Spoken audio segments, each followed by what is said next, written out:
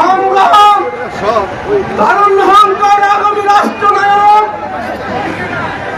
BNP ভারপ্রাপ্ত chairman সাহেবের প্রতি আহ্বান করব, আপনি ফরিদগঞ্জে এসে আপনার লোকজনের মাধ্যমে তদন্ত কমিটি করে পাঠান। ফরিদগঞ্জের মানুষ কি চাচ্ছে, ফরিদগঞ্জের মানুষের ভাষা কি, সেটা আপনারা তদন্ত করে দেখেন। আমাদের প্রিয় নেতা হান্নান সাহেবকে আমরা যখন দেখেছি 2023 সালে 28 অক্টোবর রাজপথ থেকে গ্রেফতার হয়েছিল, দীর্ঘ 3টি মাস কারাভোগ করেছে। গত কিছুদিন আগে আমরা ওনার বাড়িতে প্রোগ্রাম করেছি। দীর্ঘ 26 বছর ওনার সাথে সম্পর্ক কোনোদিন দেখি নাই। ওনার সত্যি পানি পড়তে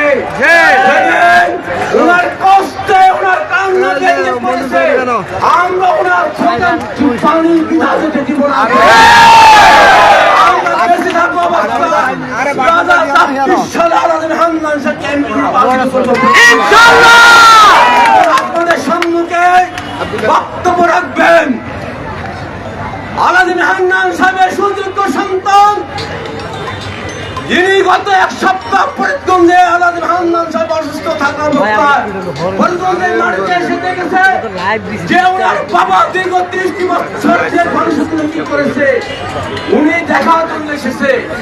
আজকে উনি দেখেছে ফরিদগঞ্জের মানুষ কি চাচ্ছে, কতটুকু ভালোবাসা দিয়ে আজকে মানুষ রাজপথে নেমে আসছে। আজকে আলাদিন হান্নান সাহেবের সুযোগ্য সন্তান আপনি ইবনে হান্নান সংক্ষিপ্তভাবে বক্তব্য রাখবেন, প্রত্যেকে গায়ে কথা বলবেন না, অন্ত সবার মুখ বন্ধ করবেন। আমাদের প্রিয় নেতা আলাদিন হান্নান সাহেবের সুযোগ্য সন্তান ইবনে আব্দুল্লাহ এখন বক্তব্য রাখবেন।